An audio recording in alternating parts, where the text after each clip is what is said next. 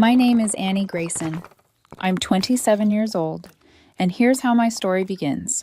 Not with a fight, not with betrayal, but with garlic sizzling in a pan and me thinking I was building a life with the man I loved. The scent of olive oil and toasted garlic drifted through our apartment, our home, or at least I thought it was.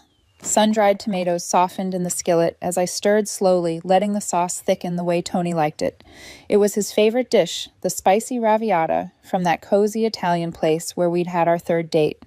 I'd spent an hour perfecting the recipe, extra chili flakes, fresh basil, and a bottle of Sauvignon Blanc chilling in a bucket on the counter. His preferred brand. It was a Tuesday night, but Tony had mentioned having a terrible day at work. I wanted him to come home to warmth, to something soft and calm after the grind of the office. I checked my phone, 7:15 p.m. He was running late, but that wasn't unusual. Traffic in the city was brutal. Maybe his boss had thrown a last-minute task at him again. I hummed softly as I set the table for two, folding the napkins, the way he teasingly said I did with military precision. I laughed to myself, thinking how surprised he'd be. I was excited. For us, for the quiet night, for the moment he'd walk in with that tired smile, and the way he'd pull me in by the waist. At 7:30, the key scratched in the lock. My smile rose instinctively. "Hey, you're late. The words died midway. The man who stepped through the door wasn't my exhausted boyfriend. No, Tony walked in like a thunderclap of energy, his presence sharp and deliberate. His hair was styled, not messy, from a long workday. He wore a fitted black shirt and cologne I only ever smelled on him during nights out, and his shoes polished expensive, not the worn office pair. He already had his jacket halfway on. Tony didn't look at me. His eyes were glued to his phone, a grin tugging at the corner of his mouth as he typed quickly, too quickly. "Oh," he said absently, barely glancing up. "Don't wait up, I'm heading out." The smile froze on my face. Out, where I made dinner. Your favorite. He finally looked at me, but his eyes were distant already somewhere else. "Chloe's in town. You remember Chloe, right?" His tone was casual, careless. "Some of the old crew are meeting up at Nexus." The name hit me like ice sliding down my spine. Chloe, his ex. Beautiful, unpredictable, rich, effortlessly magnetic. Chloe, who once left him heartbroken and humiliated. The same woman he said nearly wrecked him. The same woman he avoided talking about because, in his words, that chapter is closed. "Tony," I said carefully, keeping my voice steady. "You're going clubbing. With your ex." He rolled his eyes. "Oh my God, Annie, please don't start. It's not a big deal." My heart squeezed. "It makes me uncomfortable. You know how she is, the way she—" He sighed sharply, the kind of sigh that makes you feel small, tedious. "Don't be insecure. It's embarrassing." The words landed like slaps, sharp, humiliating. Heat flushed up my neck, but I steadied myself. "It's not insecurity," I whispered. "It's respect. For me. For us." I gestured at the table, the napkins folded just right, the wine chilled the meal going cold. He laughed, a dry, brittle, condescending laugh. "Respect what, Annie?" He stepped closer, towering over the tile with polished confidence. "You don't get to tell me what to do. We're adults. If I want to go clubbing with my ex, I will." The air seemed to still. He wasn't angry, he wasn't overwhelmed, he wasn't confused. No, he was making a declaration. "If I want to see Chloe, I'll see Chloe," he continued, looking me dead in the eyes. "You don't get a say. That's what freedom is." Something inside me didn't break. It clicked. A soft, final click, like a lock sliding into place. The confusion, the anxiety, the endless attempts to be reasonable, the constant tightness in my chest, it all evaporated. The fog lifted, and I saw the truth with terrifying clarity. He did not value me, not even a little. I studied him. Really studied him. The cologne not meant for me. The jacket for a night out he didn't include me in. The confidence on his face, certain he was untouchable. Certain he could wound me, and I'd still wait, still forgive, still stay. I nodded slowly, feeling a cold calm settle into my bones. "You're absolutely right," I said softly. My voice was smooth still, a lake with no ripples. He blinked, thrown off script. I wasn't begging. I wasn't arguing. I wasn't playing the part he had assigned to me. His expression faltered, a flicker of confusion, then irritation, then dismissal. "Whatever. Don't wait up," he mumbled. He left without another glance. The door slammed hard enough to shake a frame on the wall. The apartment went silent. I stood alone, breathing in the scent of garlic and the bitter sting of burnt hope. But instead of the heartbreak I expected, I felt only stillness, a strange, weightless stillness. I turned off the stove, not dramatically, just tidily. The chapter was done. I went to the closet and pulled out my large suitcase. My movements were calm, methodical. No rage, no sobbing, no frantic throwing of clothes. Just quiet efficiency. I folded everything neatly, took only what was mine, left every gift he'd given me, left the sweatshirt he loved on me, left the remnants of the life I thought we were building. I packed my documents, laptop, and the simple jewelry my grandmother gave me before she passed. My identity, the things that mattered. Then I walked to the small desk, tore a sheet of paper, uncapped a pen, and wrote 3 words in clean handwriting. Enjoy your freedom. I placed the note beside the chilled wine glass, removed my key from the ring, and set it next to the paper. It made a soft, metallic click, the sound of a door inside me closing for good. I lifted my bags, opened the door, and stepped out. No slam, just a quiet final click. I didn't look back. It wasn't my home anymore. I drove to a 24-hour hotel across the city, checked in anonymously. The room smelled of bleach and new linens. I sat on the edge of the bed, waiting for the grief to flood me, for the tears to come. But instead I felt nothing, just silence. A deep, clean silence I hadn't known in years. I lay back on the stiff bedspread, closed my eyes, and unexpectedly slept 12 straight hours. It was the most peaceful sleep I'd had in a very, very long time. When I woke up the next morning in that anonymous hotel room, the air felt different, cleaner, lighter, untouched by the residue of anyone else's expectations. For a moment, I didn't remember where I was. The sunlight filtered through the cheap beige curtains, casting soft lines across the stiff white sheets. No scent of Tony's cologne, no sound of his rushing morning routine. No tension coiled in my chest from wondering which version of him I'd get that day. Just me. Just peace. I lay still, listening to the quiet hum of the air conditioner. This was the first morning in years where I didn't have to brace myself before getting out of bed. I sat up slowly, stretching, feeling the unfamiliar sensation of space, mental and physical, around me. The realization settled in like warm tea spreading through my limbs. I wasn't sad, I wasn't broken, I wasn't abandoned, I was free. After a long shower, I checked out of the hotel and spent the day driving aimlessly around the city. No destination, no purpose, just letting myself exist without being measured or judged. When the afternoon sun dipped low, I found a small apartment listing online, 1 bedroom bright, facing a courtyard. No shared memories, no ghosts. The realtor met me that evening. The apartment had white walls, high windows, and floors that still carried the scent of fresh polish. It wasn't anything special, but the moment I stepped inside, something deep in my chest loosened. This is it, I whispered to myself. The next morning, I signed the lease. I bought a new bed, new sheets, new towels, everything simple, everything mine. I set up my desk by the window, overlooking a courtyard where older neighbors tended to potted plants and cats lounged in sun patches. In the quiet, I rediscovered a rhythm I hadn't realized I'd lost. I cooked small meals for myself. No elaborate dinners to impress someone who didn't care. I took evening walks. I listened to audiobooks. I answered emails without Tony hovering nearby, criticizing or questioning my work ethic. For the first time in months, maybe years, my thoughts were my own. 3 days passed before my phone buzzed with an unknown number. A cold knot formed in my stomach. I let it go to voicemail. Several minutes later, the notification popped up. A single message waiting. Against my better judgment, curiosity won. I tapped play. Tony's voice filled my ears, sharp, annoyed, almost offended. Annie, what the hell? Where are you? I came home and all your stuff is gone. Just call me. This isn't funny. I stared at the wall. He wasn't worried about me. He wasn't regretful. He wasn't even confused. He was inconvenienced. I deleted the voicemail. Another day passed, then another. I went to the gym early in the mornings, relishing the burn in my muscles, feeling strength return to places I had forgotten existed.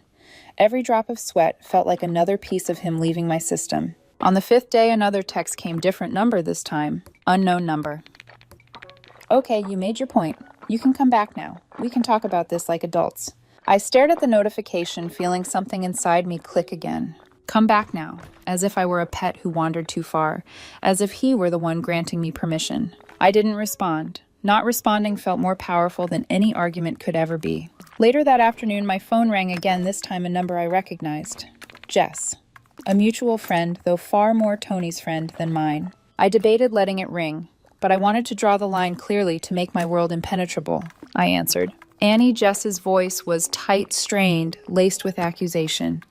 I just got off the phone with Tony. He's a mess. He says you just left. No warning. Nothing. What's going on? My silence wasn't meant to be rude. It was simply restful.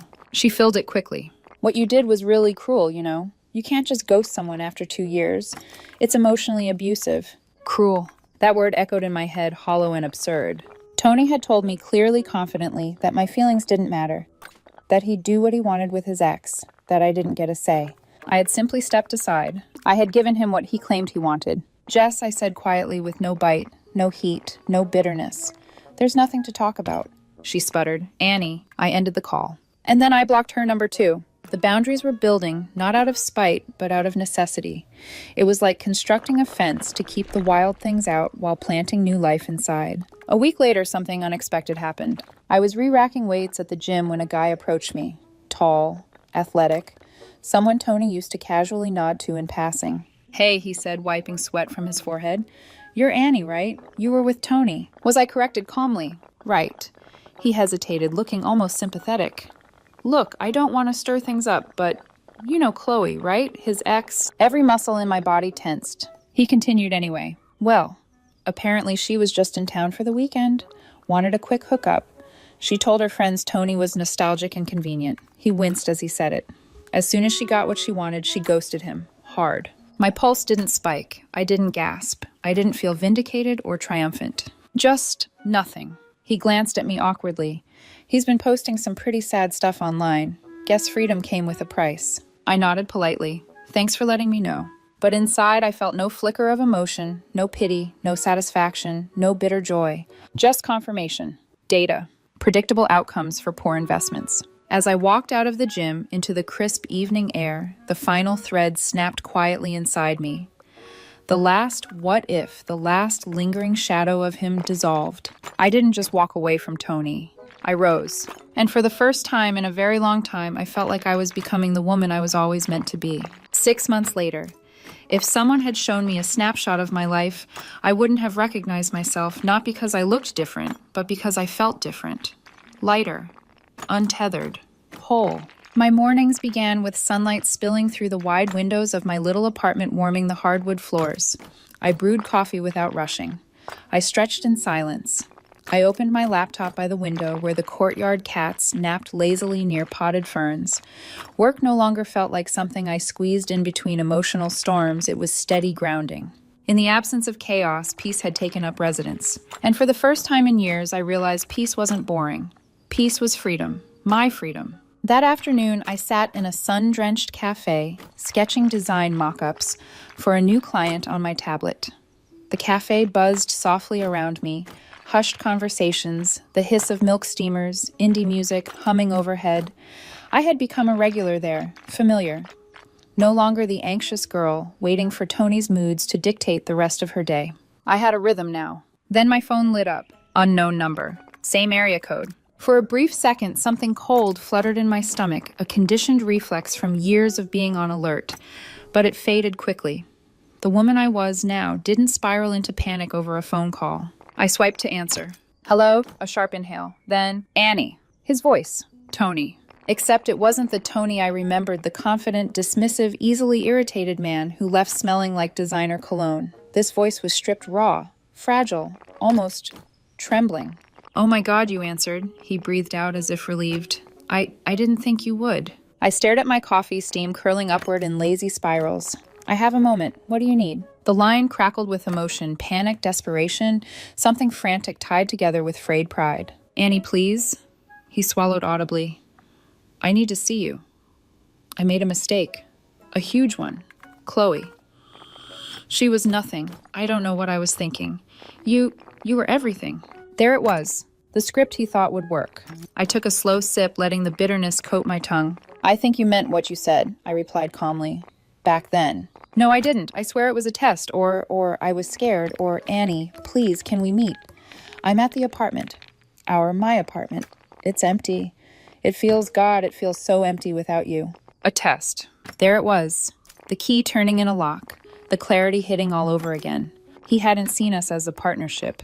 He had seen us as exams, situations to manipulate, emotional puzzles I had to solve correctly to earn his loyalty. He thought losing me was simply me failing the final question. I exhaled slowly. Tony, I'm busy. Busy with what?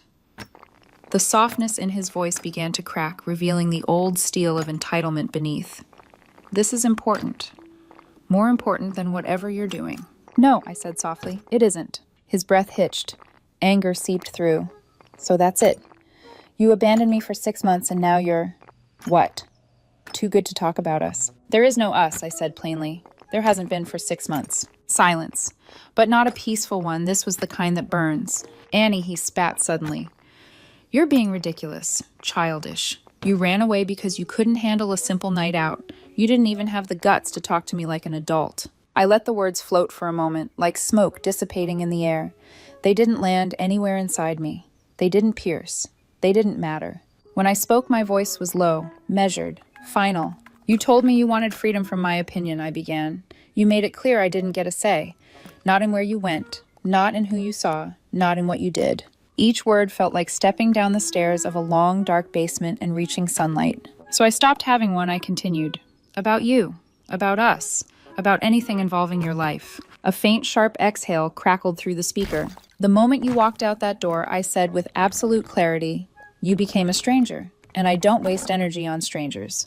His voice became ragged, like he was running out of emotional oxygen.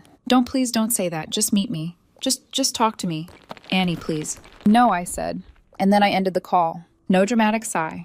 No slamming the phone face down. Just a clean gesture, setting it on the table beside my coffee, watching the screen fade back to black. I took another sip. It was still warm. My hand didn't shake. My chest didn't tighten. The world didn't tilt. It stayed steady, peaceful, mine. I turned my attention back to my sketch. The lines on the screen began forming into a clean, sleek design, something new, something beautiful, something that belonged only to me. A week later, something unexpected and strangely poetic happened. I had agreed to meet a man for coffee. Nothing serious, nothing heavy. His name was Wayne, someone I'd met at a gallery opening. He had a gentle laugh, a thoughtful way of leaning in when he listened, and eyes that reflected more curiosity than ego. We sat at my usual cafe, sunlight pouring over the table, 2 cups of cappuccino steaming between us. As we talked about a terrible indie film we'd both seen, the bell over the door chimed. I didn't look up at first. But when I did, when my eyes flicked toward the entrance out of simple reflex, I saw him. Tony. And he saw me. Except he wasn't the polished man I'd once lived with. His clothes hung awkwardly, as if he'd shrunk inside them. His hair was messy, unstyled. There were shadows under his eyes, dark and hollow. He looked like someone who had been losing sleep for months. He scanned the room and froze when he saw me. His entire face shifted in slow motion. Shock, hope, realization, panic, pain. Then he saw Wayne. Saw the relaxed tilt of my shoulders. Saw the easy smile on my face. Saw me laughing, really laughing. Saw a version of me he hadn't seen in years. Our eyes met across the cafe. I held his gaze for less than a second. No anger, no triumph, no sorrow.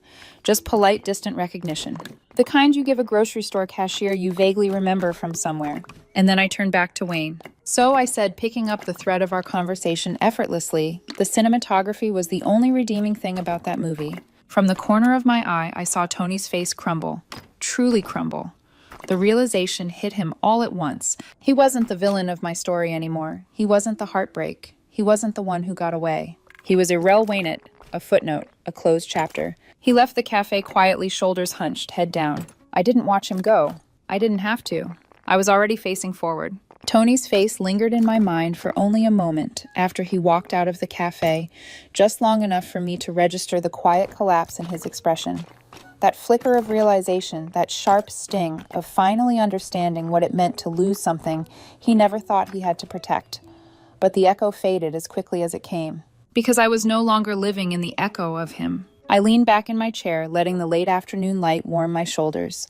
Wayne was mid-sentence. He paused when he noticed my gaze shift, concern flickering behind his eyes. You okay? He asked softly. I smiled. A real one. Yeah, I'm fine. Better than I expected to be. He held my eyes for a few seconds longer, reading the truth in them. Then, without pressing, he picked up where we left off, diving back into our critique of the film we'd both sworn had potential, but ultimately failed spectacularly. His voice came with a steadiness that reminded me how refreshing it was to sit across from someone who wasn't waiting for their turn to talk or looking for cracks in my confidence to exploit. We laughed. We sipped at our cappuccinos, and slowly the shadow of Tony's presence slipped out the door with him. That evening, walking home, the city felt alive. Bustling streetlights reflecting off sidewalks, still slick from the earlier drizzle groups of friends spilling out of restaurants, the hum of traffic drifting like background music. I felt like I was re-entering a world I'd forgotten I was allowed to inhabit. A world where everything didn't revolve around what mood someone else might come home in. When I reached my apartment, I paused outside the door, breathing in the cool night air. 6 months ago, I'd walked away from a life that drained me in slow, almost invisible increments. And here I was now, steady, whole, unburdened. Inside the apartment was quiet, peaceful. My small bookshelf held only the novels I loved, not the ones Tony insisted were essential reading. My throw pillows didn't have to be arranged in a specific angle to avoid criticism. My fridge wasn't organized to his preference. My life was mine. I curled up on the couch, pulled a soft blanket over my legs, and opened a book. It hit me then how simple happiness could be when there wasn't someone constantly tightening your world around their comfort. For the next week, life followed that same gentle rhythm.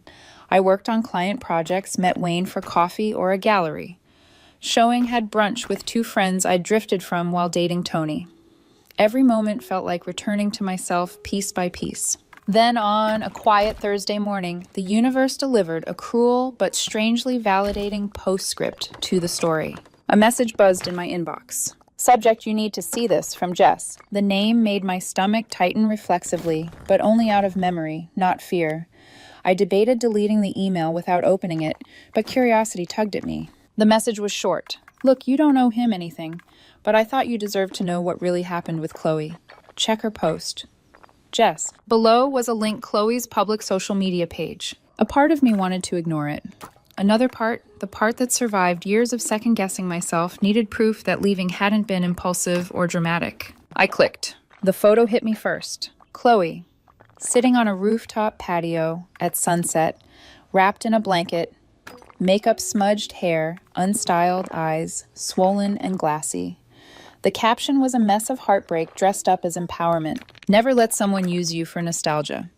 Some people only come back because they're bored, not because they care. The comments were even more revealing. Her friends comforted her. Others asked who she was talking about.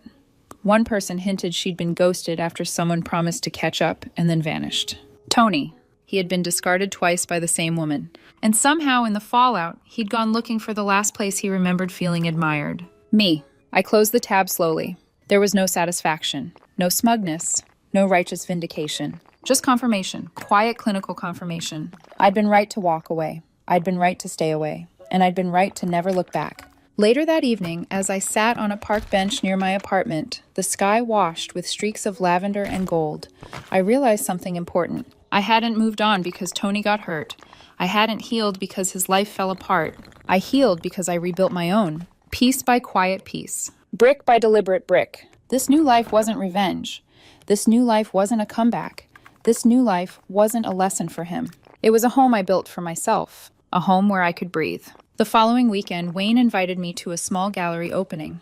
As we walked through the space, surrounded by sculptures and abstract canvases, he pointed out one particular painting, a swirl of gold and deep blue lines, twisting and intersecting like memories unraveling. What do you see when you look at it? He asked. I took my time before answering. I see movement, I said softly. I see someone breaking a pattern. He looked at me, not just at my face, but into the space behind it, the space where truth lived. That sounds like you. I didn't blush. I didn't shrink. I didn't dismiss the compliment the way I would have months ago conditioned to believe gentleness was weakness. I just smiled. Because he was right. We walked through the gallery's shoulders close enough to brush occasionally, but not because I was clinging to him for validation, because I enjoyed his presence. That was new. That was safe. Then, outside the gallery, under soft streetlight, he paused. Annie, he said gently, I know you've been through a lot. So if you ever want to take things slow, or if you ever want space, I'll listen. Just say the word. For a moment, emotion swelled in my throat. Not fear, not anxiety, just gratitude deep and grounding. Thank you, I whispered. I will. And I meant it, because the woman who once stayed silent to avoid conflict, the woman who once bent herself into smaller shapes to fit someone else's comfort was gone. In her place stood someone new, not perfect, not healed all at once, but growing. strong, untethered. And the thing about finally knowing your worth is this: you don't fear losing people anymore, because you know you'll never lose yourself again trying to keep them. As we walked away from the gallery, the city lights glowing around us, I felt a quiet certainty settle inside me. Tony was the end of something. This was the beginning. The beginning of something new didn't arrive in a dramatic flourish. It didn't come with fireworks or sweeping music. It came in small moments, quiet, steady ones that accumulated like soft waves reshaping the shoreline. Moments that 6 months earlier I wouldn't have believed I was capable of experiencing without fear lingering in the background. It began on a Sunday morning. Early sunlight streamed through my apartment windows, painting warm, amber stripes across the floor. I brewed a cup of coffee, wrapped myself in a soft cardigan, and opened the window overlooking the courtyard. The older man, 2 floors below, was watering his plants, humming to himself. One of the courtyard cats stretched lazily in a patch of sun. I felt safe in my own home, safe in my own thoughts, safe in my own skin. That safety hadn't existed when Tony was part of my life. Back then, every morning felt like a coin toss. Would he be irritable, dismissive, cold, annoyed at something I didn't even know I had done? Now, the only thing unpredictable in my mornings was what book I might read next. Later that day, I ran into Wayne near the cafe that had become my second home. He was carrying a tote bag full of art supplies and looked pleasantly surprised to see me. "Annie," he said with a warm smile. "Perfect timing. I was going to text you later." "Oh, really?" I asked, amused. "For what?" "An art market popped up by Riverside Street. I thought you might want to check it out." I considered it for a beat, not because I hesitated about him, but because 6 months ago, I never gave myself the freedom to say yes to spontaneous plans. Tony preferred control structure predictability. My schedule once revolved around what he might want. Now the decision was mine alone. "Yeah," I said, returning his smile. "I'd like that." We walked side by side through the narrow, colorful aisles of the market. Potters sold handmade cups, local artists displayed canvases filled with emotion. A small band played acoustic covers under an awning. Wayne bought me a lavender lemonade, and we wandered between stalls, commenting on everything from brush strokes to terrible font choices on posters. There was an ease between us, a natural, unforced rhythm. He never crowded my space. He never demanded my attention. He simply existed beside me, and I found I enjoyed the steady hum of that presence. As we walked past a booth selling vintage jewelry, my phone buzzed. A number I didn't recognize. I froze, not out of fear, just instinct. Wayne noticed the shift in my posture. "You okay?" I looked at the screen. Blocked numbers had their ways of getting through new phones, new apps, new attempts. I didn't answer. I slid the phone into my pocket and exhaled. "Yeah," I said, "just not worth my time." He didn't push, he didn't ask, he didn't assume. He simply nodded. "Whenever you want to talk about it, I'll listen. No rush." That was all. A simple offer. A gesture of space, not pressure. And for reasons I couldn't quite explain, that meant more than any grand declaration ever had.